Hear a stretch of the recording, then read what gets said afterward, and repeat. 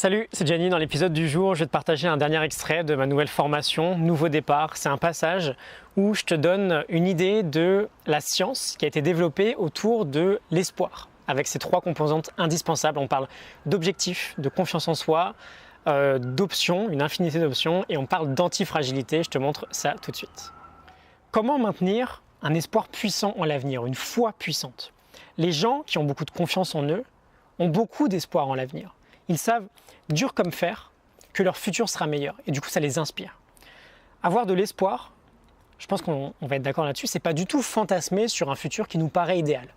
Avoir de l'espoir, c'est savoir le meilleur de ce qui est possible pour nous, tout en ayant connaissance des obstacles qu'on va rencontrer sur la route. On pense que, quoi qu'il arrive, notre futur sera meilleur. Et donc, on va essayer de faire ça ensemble rapidement. C'est Shane Lopez, un docteur qui a écrit le livre Making Hope Happen, qui nous parle de la science de l'espoir. Super intéressant, je trouve, de voir qu'il y a une science autour de ce domaine-là. Et il nous dit grosso modo que l'espoir se divise en trois composantes différentes. Premièrement, pour avoir de l'espoir, il faut avoir des objectifs qui nous inspirent. Ce qu'on va faire dans le 4e module.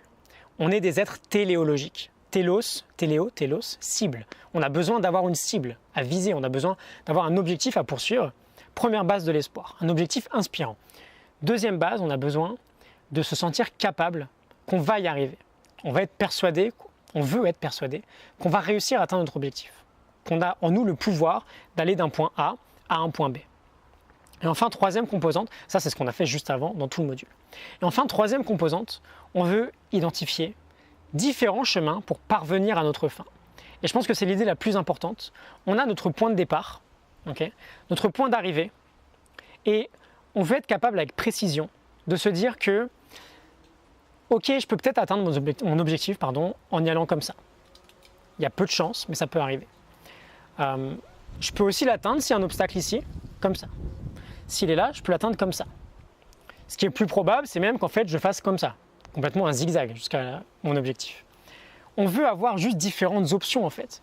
Quelqu'un qui a peu d'espoir, s'il a son objectif inspirant et qu'il est sûr de l'atteindre, c'est finalement qu'il n'a qu'une seule option, il n'a pas de plan B. Si on veut optimiser notre espoir, c'est un peu drôle de dire ça, on veut un plan A, un plan B, un plan C, un plan D, tout un tas de plans différents, de A à Z. Et quand on sait que si on échoue, on peut faire différemment autant de fois, évidemment en fait que finalement on va développer un niveau d'espoir très élevé. Et je fais juste une petite parenthèse, cette idée d'avoir une infinité d'options, c'est aussi une idée clé pour devenir antifragile. La notion, elle vient de Nassim Nicolas Taleb. L'antifragilité, c'est ce qu'on veut atteindre dans notre vie. Je reviens quelques secondes sur la notion. L'idée, c'est que quand quelqu'un de fragile va subir une perturbation, il va s'affaiblir. Quand quelqu'un de solide ou robuste va subir une perturbation, il va l'encaisser. Et quand quelqu'un d'antifragile va subir une perturbation, il va se renforcer. Quelqu'un d'antifragile, il utilise chaque élément perturbateur pour s'améliorer. On a une petite métaphore que j'aime bien utiliser. Imagine que je te transforme en colis que je vais amener à la poste. Est-ce que j'écris en gros dessus « fragile » sur le colis? Faites très attention à moi, je casse facilement. Est-ce que j'écris rien? Sous-entendu, pas de consigne particulière, je peux encaisser les chocs, pardon. Est-ce que j'écris dessus « antifragile » ? Ne me ménagez pas, au contraire, plus vous êtes dur avec moi, plus je serai fort. Et l'une des meilleures stratégies pour devenir antifragile, pour développer cette antifragilité, c'est d'avoir une infinité d'options.